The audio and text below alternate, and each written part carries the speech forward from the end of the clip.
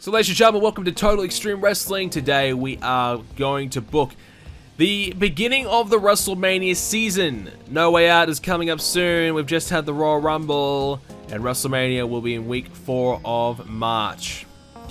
Right now, our storylines look like this, but I think there'll be some changes with Kurt Angle, Shawn Michaels now transitioning over to Shawn Michaels and Triple H. The Royal Rumble storyline obviously is no more, with Hulk Hogan winning it. And this Austin storyline will probably transition over to the to Hulk Hogan and Austin. Big Show will probably stick around. We might start getting ready for The Undertaker and The Rock as well, and much more there. I think the Corporation and Pimp Nation storyline, we could probably end that one as well. And yeah, so some new storylines will come up today, and we'll start getting ourselves ready for WrestleMania. Obviously, this is what our match card looks like at the moment. Austin versus Hogan, The Rock and Undertaker, Kane and Mankind. We don't know if it's going to be an Inferno match, but it will be some type of stipulation.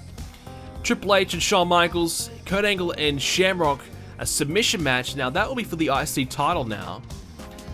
Owen Hart, Jeff Jarrett will versus the New Age Outlaws. That'll be for the tag titles. The lightweight title will be probably a 5 or 6 way, depending on our star power. That'll be a good way to spotlight all of our lightweights. Pimp Nation will take on the Acolytes. This is a match if we need another one. You know, if we need another match on the card, we can do that. But it's also a very strong tag match as well. Manimi Toyota will take on Aja Kong for the Women's Championship. And the Hardcore title, well, obviously RVD has it at the moment, and he works in ECW, so I don't know if we're going to factor that in yet, if we're going to do anything with it. I would like to, though. I would like to get it on the card.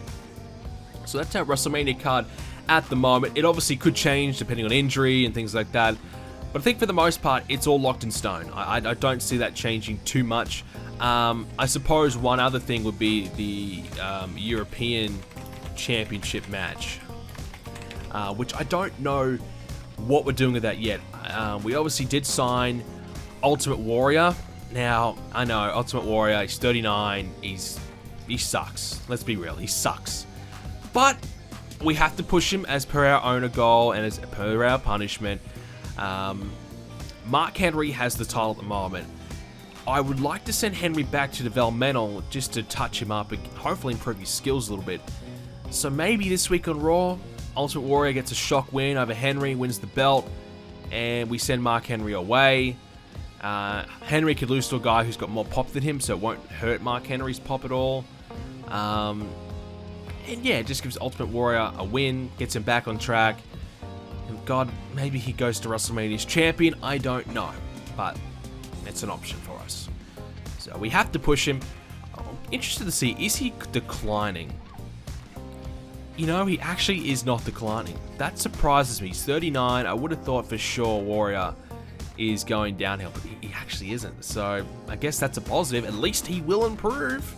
How much will he improve? I'd say not a lot, but he will get better. All right, so we are in week 3 of January. Next pay-per-view will be in week 2 of February, so a short turnaround. But nonetheless, we've got to start getting ready for No Way Out. I think for our main event match at No Way Out, I think we'll have Steve Austin maybe face the Big Show one-on-one, just as a match to, for the championship, just one last hurdle for him to overcome. And maybe we'll start transitioning to Taker and Kane. Maybe we do Taker and Kane team up to take on The Rock and Sock at No Way Out, because that's the match I wanted to do at WrestleMania. Maybe we just do it at No Way Out. So we might actually end that storyline and start a fresh one. And this one we could probably change it over to Triple H and Shawn. But anyways, let's go ahead. We'll advance a day. We'll see how we go, trying to meddle in and see if we can fix all the Rock's issues. Oh God, Shawn Michaels and Jerry Lawler. What's going on here? Shawn Michaels accused of not joining the rest of the locker room for a night out.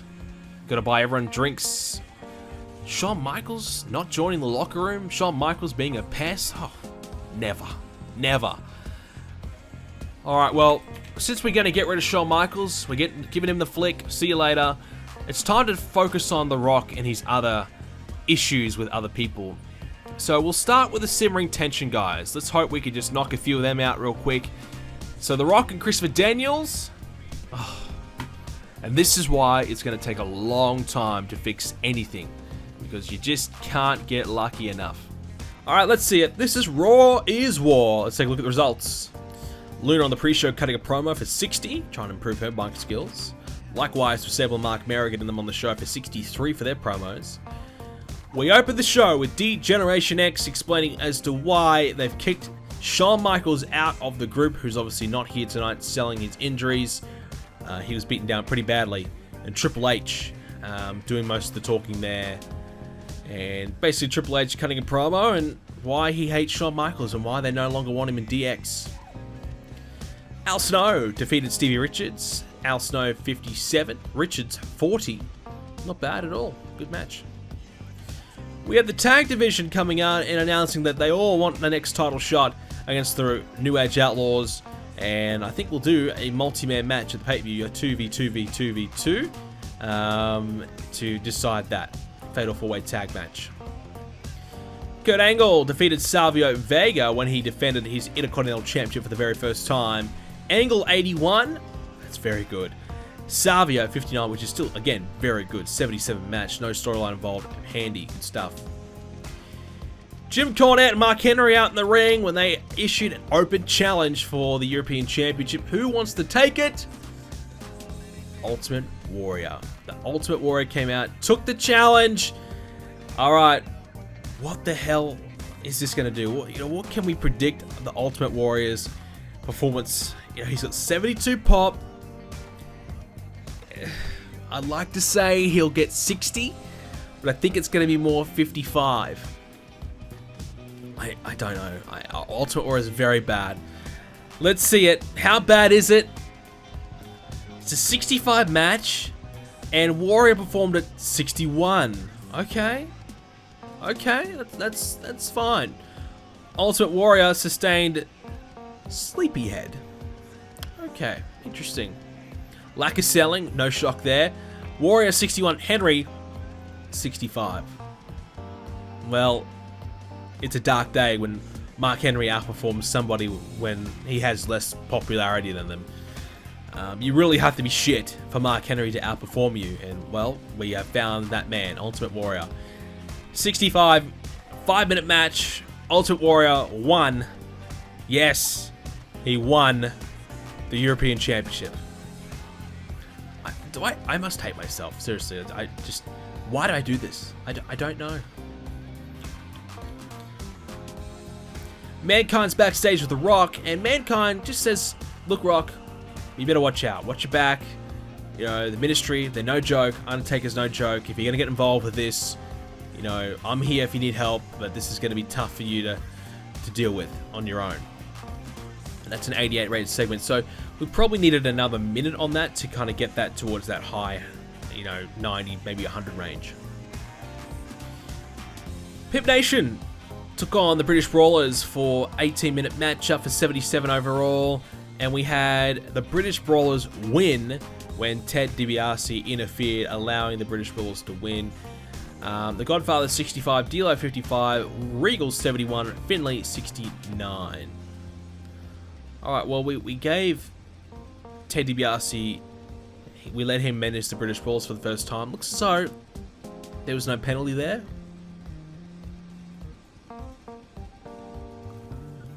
Just trying to see, no. And D'Lo and Finlay, yeah, that was a bit of a boost up for them. So overall, good match, and that will close out the storyline. We're going to end that storyline there.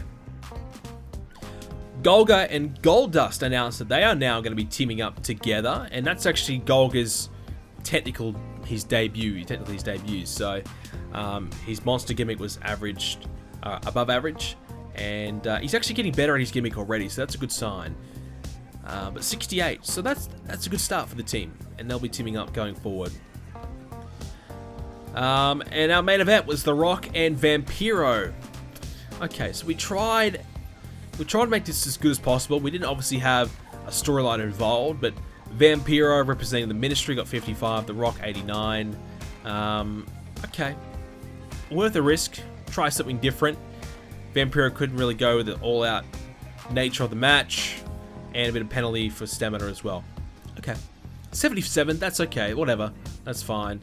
Last segment was 100. Okay, so we had Hulk Hogan, Vince McMahon, The Big Show, Rick Rude, Ted DiBiase, and Shane McMahon. The entire corporation, basically, without British Brawlers, and Ken Shamrock for that matter.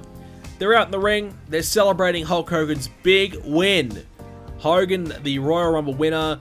Vince is cutting a promo saying how his plan worked all along, and Hogan's going to be the one to take Austin down. Meanwhile, whilst that's all happening, Steve Austin's driving a beer truck to the ring, and you know the rest. He sprays down the corporation. They're swimming. They're struggling. Austin didn't have to say a single word, but comes out and just kind of fires the first major shot in this brand new rivalry. And that begins the storyline there. And Hulk Hogan invented a new catchphrase. Well, Hulkster, you've delivered again already. Very good. So that will start that storyline, and that's a good start. Man, Shane McMahon is a new gimmick, so if someone remind me of that, that'd be good. Gives us an 80. Not enough women. Well, I threw a few more women on the pre-show, but I guess I didn't have any more. All right, didn't have enough. I need to get a couple more about my women managing some more of the men, and men that I'm actually pushing, not Marty Jannetty or whatever. So okay, 80, whatever. That's a bad show. All right, Kevin Nash has swollen his calf muscle. Oh, Kevin, what is his resilience? 29. Oh my goodness. Kevin Nash actually has gained a lot of pop lately. He's now 88. Yeah, he was 86, so he's actually gained a bit of popularity. So he can actually work through that. So Kevin Nash getting injured. Well, it's a good time to get the Kevin Nash emotes out, isn't it?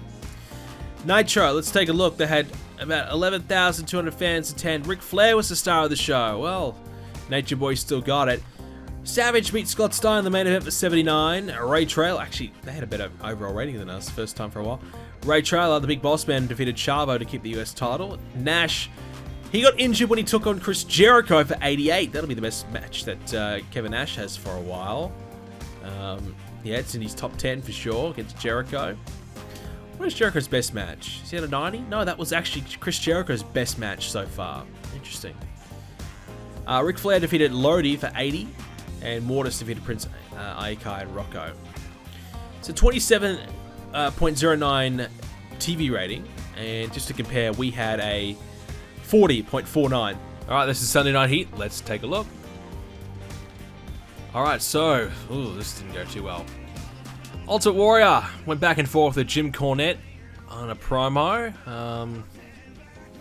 Okay, that's not ideal. But anyways, that started off our new storyline anyways. Basically, it was Jim Cornette saying that, yes, Henry is out injured a little bit at the moment, but he will be back. And when he's back, he's going to take that title that Ultimate Warrior won recently on Raw, the European title. Rikishi defeated Miguel for 53. Rikishi 48. Okay, not too bad. Miguel 51. X-Pac says that Taka's win was a fluke, and he's going to get that title soon enough. Hayabusa took on Shannon Moore for 50. Hayabusa 44. Shannon Moore was quite good actually, 42. It was an aerial match, so we made sure that it did suit their style, and Shannon Moore was a little rusty. Okay, so he could have been better. Not bad. Shayna Mack cut a promo saying that the corporation is taking over. They're taking back control. And we switched his gimmick too soon, but it's still got above average. That's rare. Normally it gets awful. So that's good, 66. So that'll fix his bad gimmick that he had.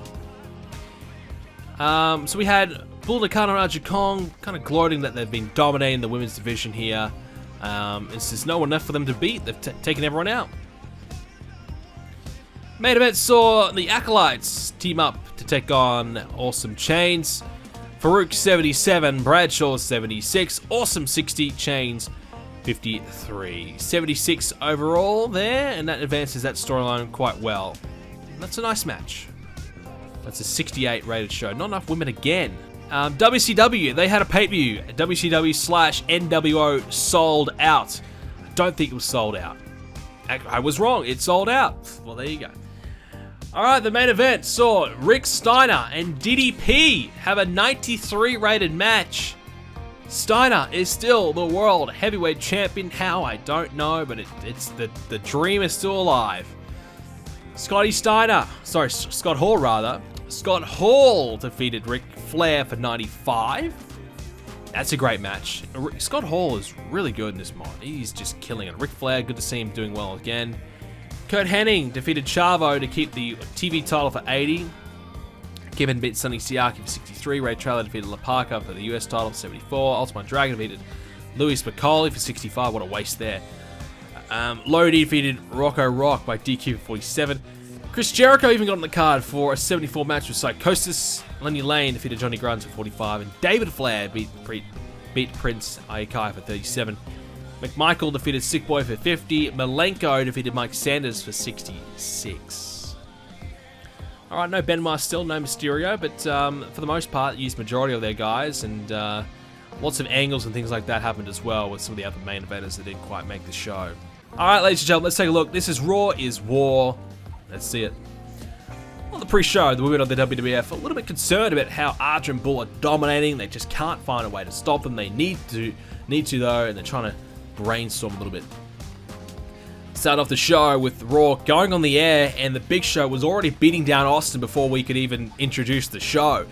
Big Show hunting down Austin in the locker room, getting revenge after last week's attack, cornering him in the locker room, getting the better of him. So the corporation fire back straight away this week. Toyota picked up a win over Akira for 59. Toyota 59, that's good. Akira 45, which is good as well. I don't think she's got the 40 minimum pop yet, so that's very good signs for her. Ken Shamrock, he says he's ready to move on from the Joke Nation. Yes, Shamrock's got the jokes. Not very good, but he tried. So he's ready to move on to bigger and better things than the Pimp Nation, which is kind of us teasing that perhaps he's going to have an eye on the Intercontinental Championship in the near future, which I don't think we have an opponent for Kurt Angle, do we? Okay. Al Snow and Scorpio teamed up. They took on Edge and Christian, so we wanted to see if Al Snow and Scorpio had anything as a tag team. Snow 58. Wow. Scorpio 42. Edge and Christian were excellent themselves. 68-73 for a 72 matchup. Okay, very good. Shawn Michaels was at home. He's on via satellite, talking about his injury that he suffered at the Royal Rumble and the beatdown, and how he wants to get revenge on Triple H and DX after the attack. Ultimate Warrior had a match with Stevie Richards. Yes, Warrior on Raw, competing again. Warrior 60. He was tired after 6 minutes. Yes. 60 from the Warrior, 45 from Richards, 62 match. Warrior wins with a big splash. Did he splash him, or did he just fall over from exhaustion and turn into a bit of a splash? Goldust and Golga had a promo, so we are looking to turn Golga, but obviously heel is his best feature. That's his game, which I don't agree with. I think when he was a babyface as Golga as part of the Oddities, I thought it worked out pretty well. So I might even boost his face to maybe 65, 70. Because I thought he was good there. But we do need to turn him. So Goldust is a face. I'm happy for him to remain babyface. Well, look, you know, maybe we'll reevaluate that. But I think we're very strong on the heel side of things when it comes to the upper mid card.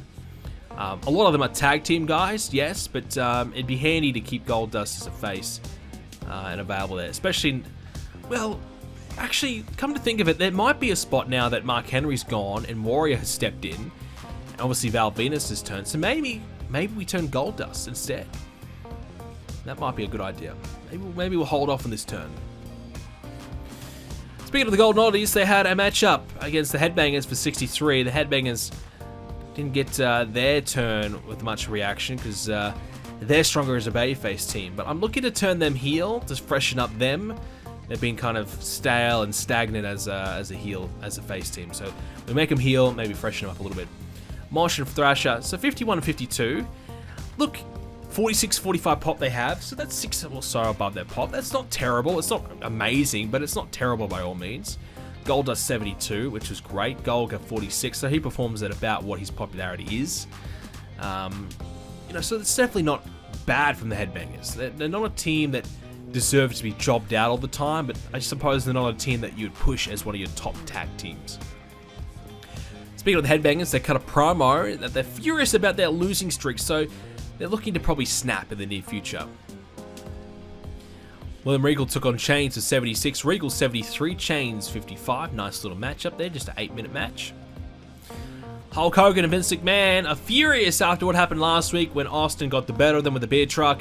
This week, Hulk Hogan and Vince just sending a reminder that the power is in their hands. They have a guaranteed spot at the Raw at WrestleMania, whereas Steve Austin, it's not guaranteed just yet, and kind of sending a bit of a warning that way.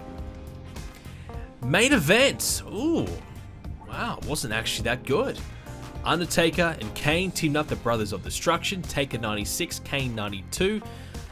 Well, Matt Hardy 72, Jeff Hardy 79, and, well, Undertaker and Rock storyline increased. Just low storyline heat, yes, but you wouldn't think that that would ruin the match as much as it did. 79, okay. Fair enough. I would have thought that'd be better. I suppose the heat of the storyline was probably low 80s, so I guess that they probably played a part, because we only had one segment. Well, anyways, after the match, The Rock attempted to fight Undertaker and Kane in a 2-on-1. The Rock's got some balls, we'll say that. But it wasn't working out well. He was getting beat up when Mankind came out, tried to save, but that didn't work either. The Brothers of Destruction got the better of Kane, got the better of The Rock and Mankind, so The Rock and Sock. So Mankind trying to help out The Rock with this situation. The Rock not really accepting Mankind's help or taking Mankind's advice. Maybe he will next week. Maybe. But it's The Rock after all. He probably won't. Still had an 85 rated show overall, despite the fact our main event was pretty weak. So, okay, that's fine. Let me take a look at my upper mid card. Venus, Angle, Jarrett, Goldust, all guys that I would like to push. Add the Warrior into. The heel side, stronger, yes, but it's Billy Gunn, Bradshaw, Farouk, Finlay, Regal, X-Pac, Road Dogg, Mero. So apart from Mero, who really probably should be mid-carder, yeah, he's a mid-carder. So let's take him out of this equation. So Billy Gunn and Road Dogg, no real plans to push them as a solo at the moment. They're tag team.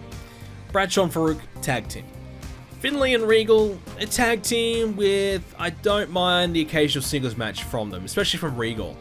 X-Pac's a lightweight division guy. So looking at Goldust and Golga, I mean, Goldust long-term will be your singles. We're trying this Golden Oddities thing. We'll see how it goes. It might not work. It may work. At least I think there is a spot there. I feel like there might be. I know that you take away Goldust, and the Bayface side of things are a little bit weak in terms of tag teams, but we have to remember we've got some strong Bayface teams in the mid-card here. But I guess if we turn the Headbangers, then that goes another team there. But let's take a look at Daphne. Now, I'm looking at Daphne. I can't see anything for her. Is she under Daphne? Yes, she is. She has not debuted. July. Man, it would be handy we had it now. 78 sex appeal, 64 star quality. Mic skills are very average, but in-ring work is very average, but not the worst. Stamina's 53. Unfortunately, she doesn't come around till July. She would be the perfect headbanger. Let's be fair. She'd be perfect for the group. Now, I don't know as well if WCW gets first rights at her, because I know she was in WCW.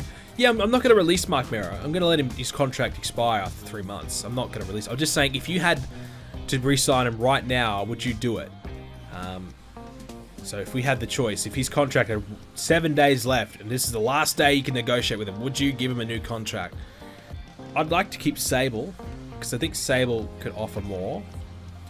I'd like Sable to get in the ring and compete.